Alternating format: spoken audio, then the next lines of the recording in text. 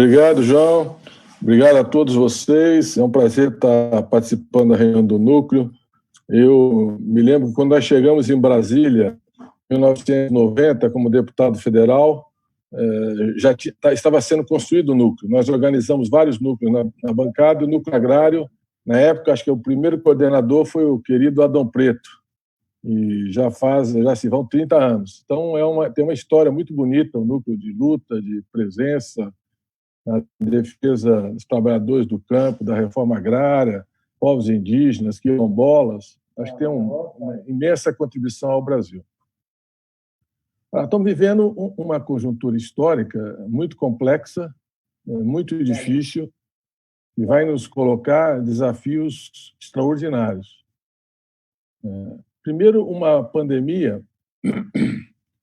que começa ali no final de 2019, em 3 meses, mais de 200 países estavam contaminados.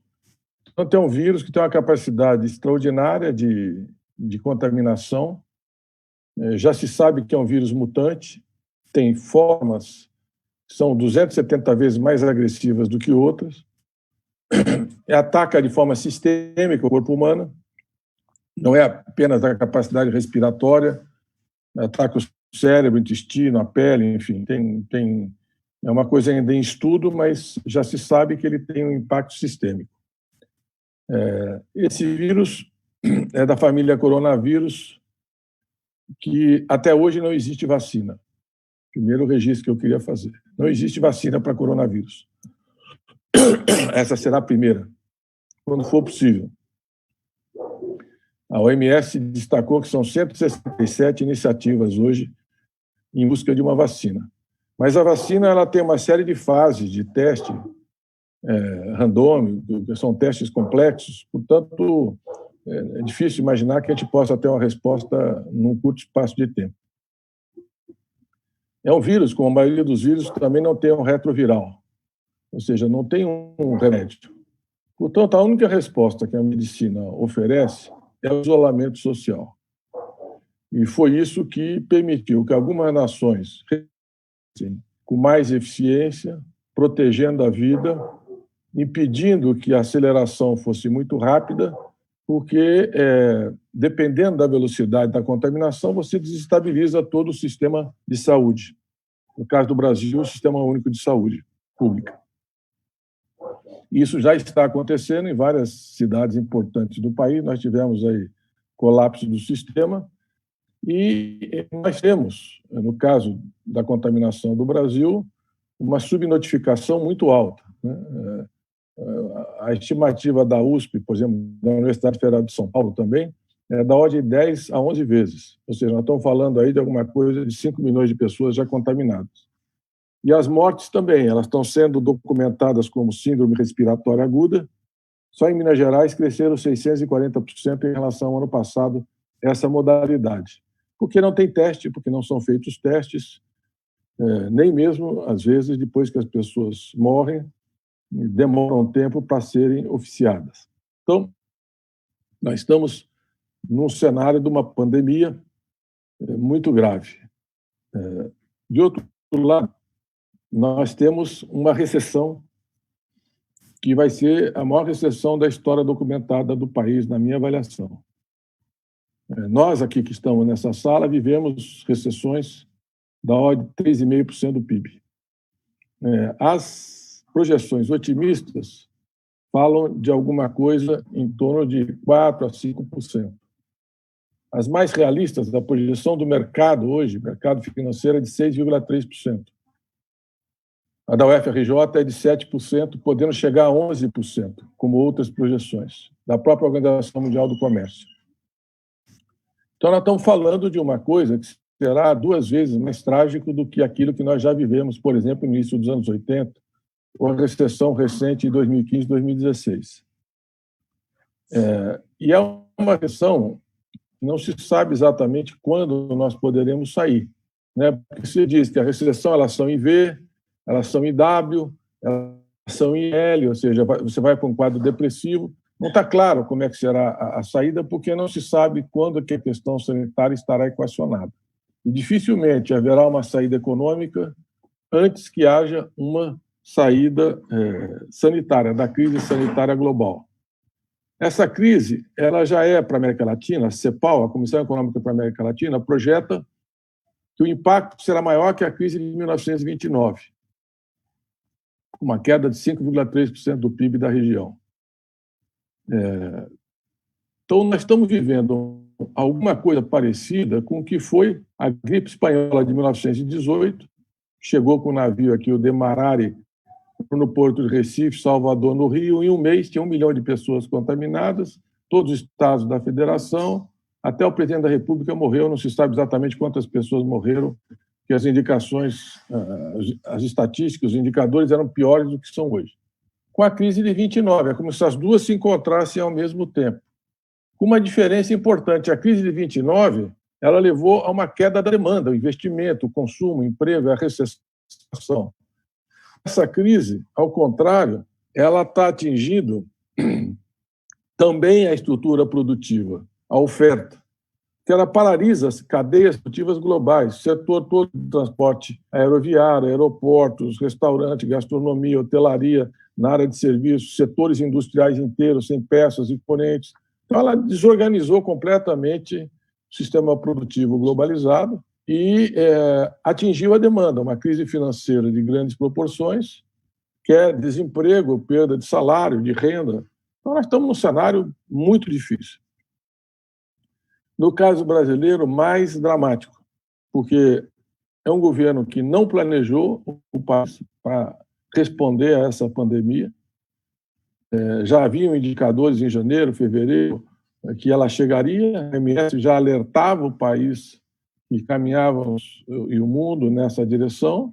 Nenhuma providência foi tomada, por exemplo, reconversão industrial para termos respiradores, produção de máscaras, proteção dos profissionais de saúde, planejamento na compra de vacinas, nada disso foi feito.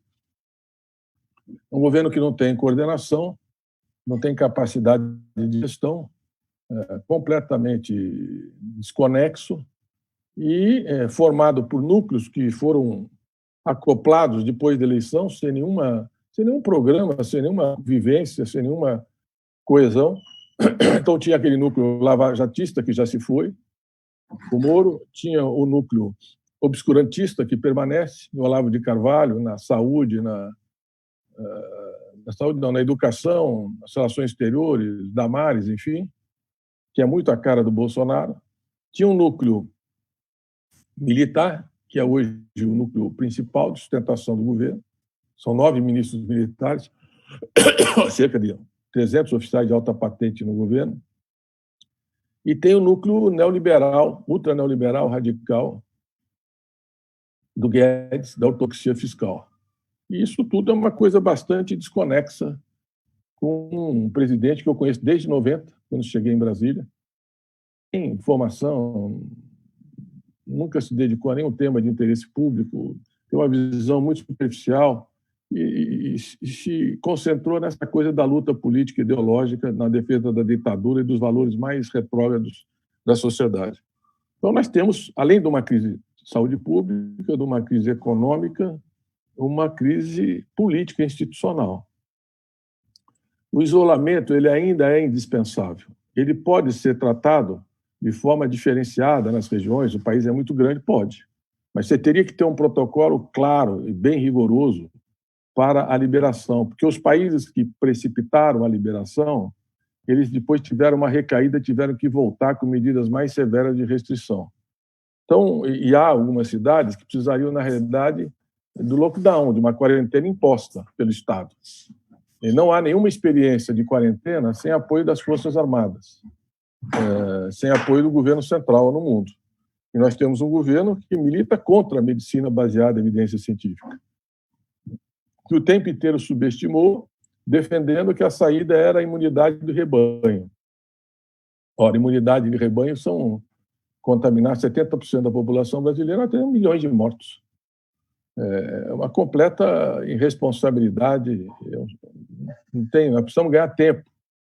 E o tempo a gente ganha para esperar uma vacina, um retroviral, para amenizar o impacto na rede de saúde pública. A gente só ganha com o isolamento social, com o distanciamento social. Nós não tivemos também, por parte do governo, medidas para que a política econômica e social sustentasse a crise. Não dá para você pedir para essa população da periferia, que é a principal vítima hoje, né? Porque o vírus chegou de avião, a elite, a classe média, mas ele está chegando na periferia e é onde mais morre gente. Na Maré morreram 10 vezes mais pessoas do que a Zona Sul do Rio de Janeiro. São Paulo é a mesma coisa, é a periferia que está enterrando seus mortos. Ali que as pessoas vivem aglomeradas, 77 milhões de pessoas vivem com menos de meio salário mínimo. Então, um terço da população, quase metade da população não tem água potável, sanitária, água tratada em casa. Um terço vive em 3 pessoas num quarto.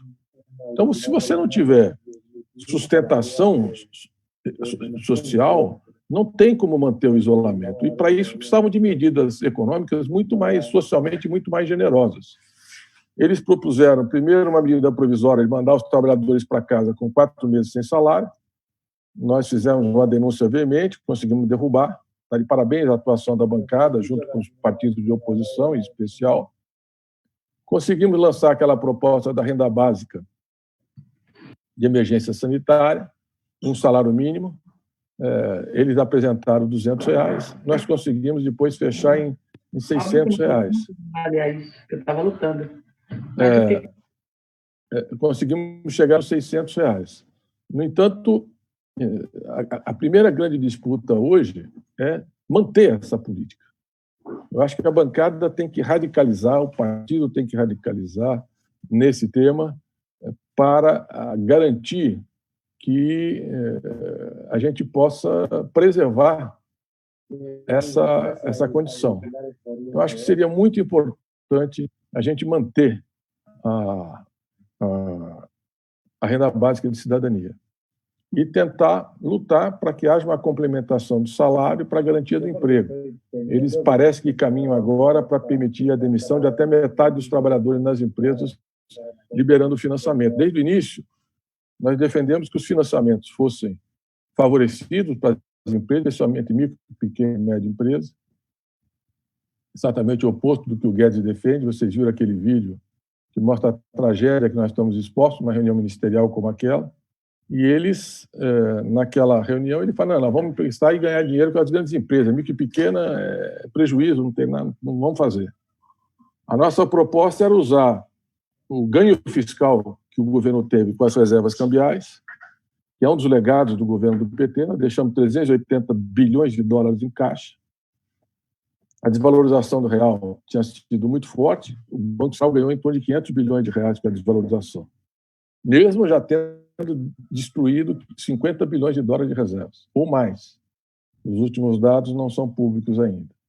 Então, nós teríamos aí um fundo para financiar a micro e pequena empresa e para garantir o pagamento da renda emergencial até o final do ano. E o financiamento associado à manutenção dos salários. Enfim, nós precisamos disputar. A primeira coisa que eu sinto a minha preocupação, o PT precisa colar na pauta do povo. Precisa falar para essa gente que está aí abandonada, desesperada, que ou vai para a rua lutar pela sobrevivência e se expor, ou dificilmente consegue manter o isolamento. Então, nós temos que ter a defesa da vida como a principal bandeira nessa conjuntura. É isso que nos diferencia de um governo genocida, dessa visão retrógrada e irresponsável que governa o país nesse momento.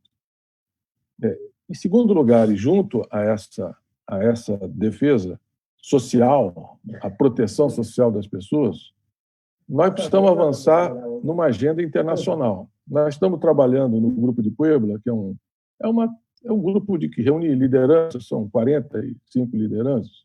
Está o Lula, Dilma, o Pepe Mujica, o Rafael, o Evo Morales, o Alberto Fernandes, Sampere, enfim, principais lideranças da região, depois que os governos foram derrubados, caíram, enfim, com os golpes de Estado em vários países perseguidos, como Equador, Bolívia, Brasil.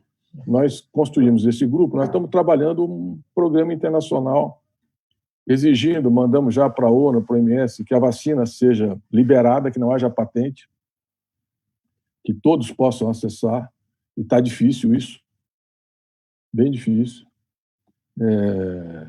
Os Estados Unidos saíram da OMS por causa do acesso à vacina para preservar royalties, e o Brasil deve caminhar na mesma direção.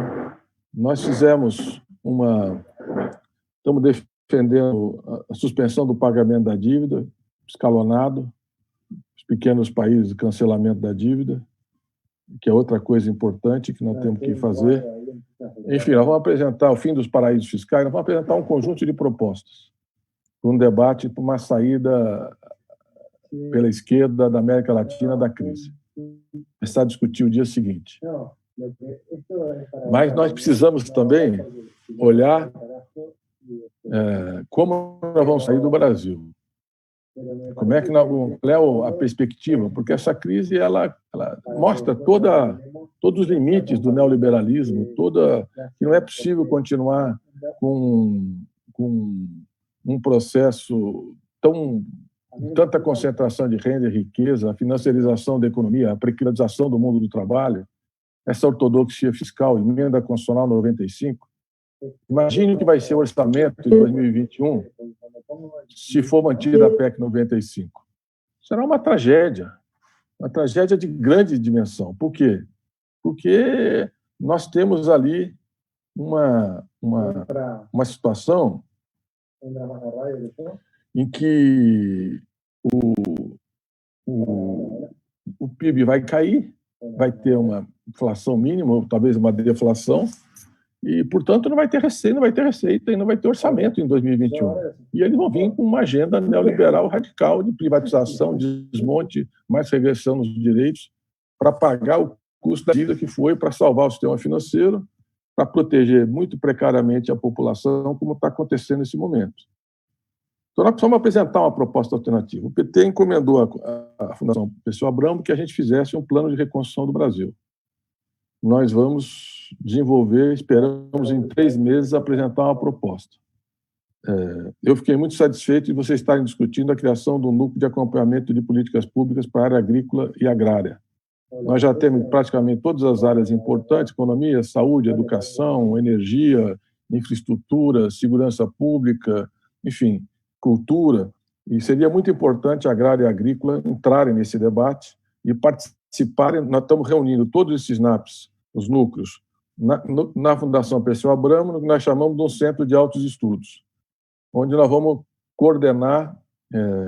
O Haddad também está bastante empenhado nisso, e já temos lá um grupo grande dos coordenadores dos NAPs, a elaboração desse plano. Então, nós vamos fazer seminários. A ideia do Centro de Altos Estudos são 3 Fs: formação, formulação e está na fronteira do conhecimento. Então, vamos tentar fazer seminários para discutir e trazer gente da academia, lideranças intelectuais internacionais, para ir debatendo e formando os dirigentes partidários e, ao mesmo tempo, elaborando o plano de reconstrução para ver se em 3 meses nós temos uma proposta. E não é um programa de eleição, é um programa de saída da crise. E um programa que dialogue com a crise internacional, que apresente um caminho alternativo. Então, o primeiro convite que eu queria fazer é isso: que vocês apoiem, de fato, o NAP, de agrária e agrícola. O Gerson está aí trabalhando, que é um lutador nessa causa aí a vida toda, e sei que tem muita gente já participando, o núcleo está convidado, que, ao mesmo tempo, nós estamos na Fundação Perseu Abramo desenvolvendo a fundação virtual, porque não tem relação presencial, então nós estamos fazendo muitas atividades virtuais. Lançamos aí a TV PT, junto com o PT, que tem sido um êxito em termos de audiência. Estamos fazendo o Observatório da Crise do Coronavírus. Tudo que vocês tiverem de dados, informações, análises, mandem para o Observatório, que a gente publica no boletim diário, que a gente divulga, que ajuda a tentar dar resposta a essa situação, compartilhar, democratizar informações. E nós fizemos uma parceria com o 247, DCM, Revista Fórum, o Face do Lula, da Dilma, da Haddad, enfim, TV PT. Segunda, quarta e sexta, nós estamos ocupando o espaço das 21 horas em rede. Tem tido uma audiência extraordinária. Na segunda, são cursos. Então, o primeiro curso está sendo coordenado pelo Gilberto Carvalho, é a Ética na Construção do Socialismo. Na quarta e sexta, já foi o Boaventura Santos, o Renato Janine, tem vários participantes. E na quarta e sexta são debates sobre a crise, que é um programa do Observatório da Crise. Nós estamos instalando agora de manhã um grupo de conjuntura, trazendo de volta aí algumas lideranças históricas do PT para elaborar discussões e subsidiar o partido, os movimentos. E estamos, junto com isso, também construindo na Fundação uma biblioteca digital. Nós vamos alavancar as publicações. Estamos fazendo uma parceria aí para dar uma força para a editora do MST. Vamos fazer algumas publicações conjuntas, digitais, nesse período. Temos grande interesse. Esse ano nós queremos fazer uma homenagem a Florestan Fernandes. Queremos fazer um evento com a Escola Florestan Fernandes, trabalhar a memória de Florestan como deputado, como intelectual, principalmente na construção do PT. Cada ano nós vamos ter a homenagem. O ano que vem será Paulo Freire, e nós estamos preparando também um programa para 2022, para que a direita não se aproprie da pauta da independência. Nós temos que disputar essa agenda estratégica de 2022. Então, nós estamos fazendo também período de memória, lembrando a nossos grandes dirigentes, prestando homenagem, refletindo sobre a obra, porque o PT nasceu na fronteira do conhecimento. Antônio Cândido, Sérgio Buarque de Holanda, Paulo Singe, Paulo Freire, eram figuras extraordinárias, Florestan, na produção do conhecimento, e depois nós perdemos um pouco essa capacidade de articular esse mundo intelectual acadêmico. Nós estamos tentando reconstruir isso, trazer esse pensamento crítico, muita gente que está produzindo na universidade para dentro, para elaborar na fundação e subsidiar o partido. E, ao mesmo tempo, lembrar esses grandes quadros históricos que ajudam a gente a ter o sentido do que são esses 40 anos da trajetória do PT, o sentido maior dela, a consistência, e renovar também o nosso discurso. Então, nós estamos com muitas atividades lá na Fundação, não vou me estender nisso, mas avançando muito na comunicação. E, para isso, nós lançamos, eu pediria a vocês que trabalhassem a base de vocês, um curso de comunicação digital. Vai ter uma parte, são 13 módulos, uma parte teórica, as inscrições estão abertas, já tinham, acho que, 8.000 pessoas inscritas. Eu não sei quando termina, precisa ver, mas eu posso ver depois, alguém da assessoria pode ver. Esse curso de comunicação digital, além da parte teórica, são as 3 primeiras aulas, depois YouTube, WhatsApp, Facebook, as pessoas vão ter todas esses instrumentos, com especialistas, aprender a fazer um card, aprender a editar um vídeo, aprender a usar a rede, para a gente formar uma militância e disputar a rede social. Nós estamos vivendo um tempo dos algoritmos, é uma outra leitura da realidade. A Fundação vai investir em inteligência artificial para tentar ter mais informações sobre a rede, mas nós precisamos formar quadros que saibam fazer essa disputa, porque muito a informação, a política é comunicação, e hoje é comunicação em rede, e nós estamos atrasados. Nós precisamos recuperar o tempo perdido e modernizar a nossa capacidade de atuação.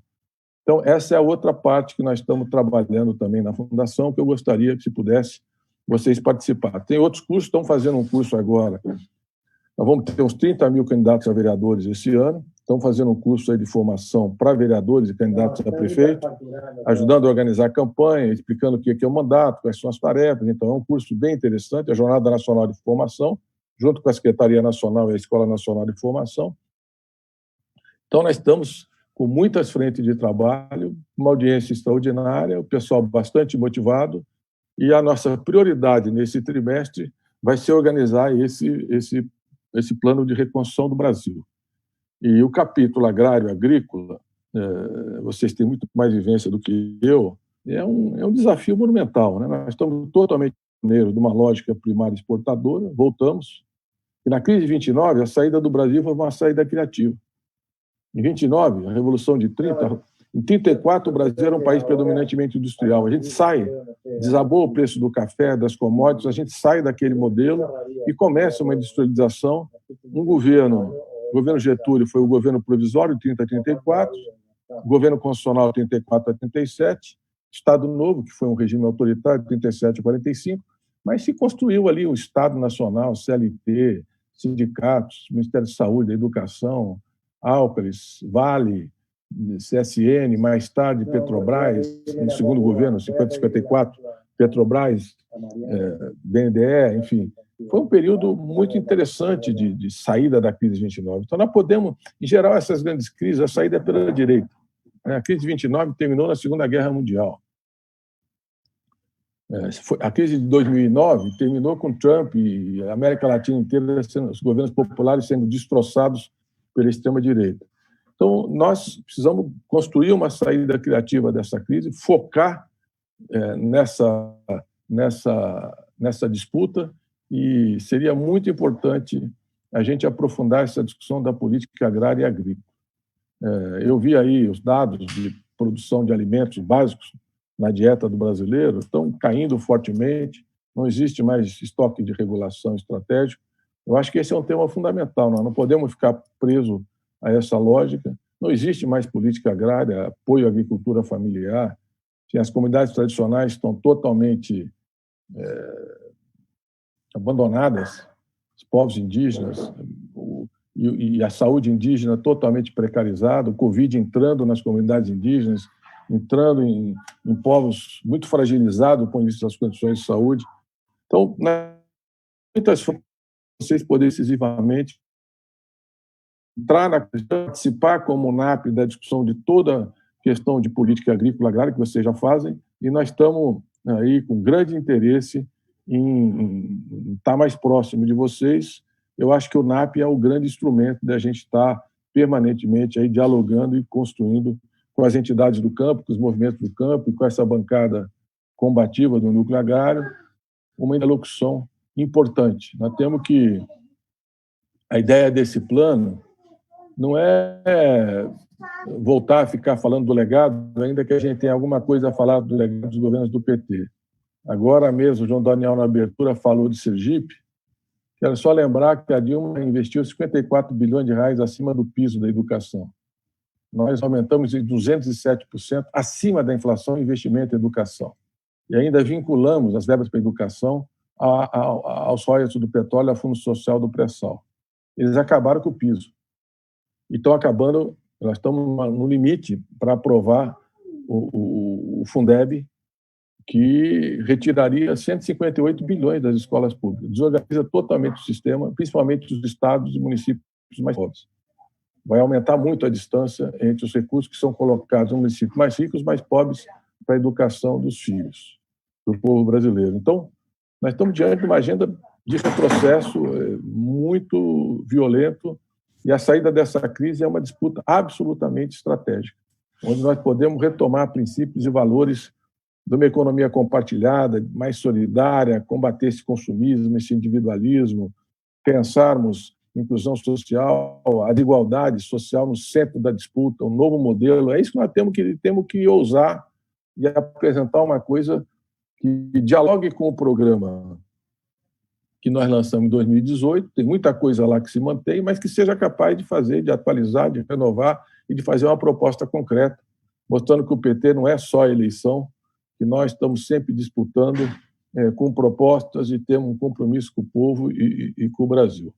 Eu queria terminar dizendo que, ao lado dessa defesa da vida e de apresentar uma proposta econômica e um olhar para amenizar a tragédia social que avança, nós temos um desafio político também de grande envergadura.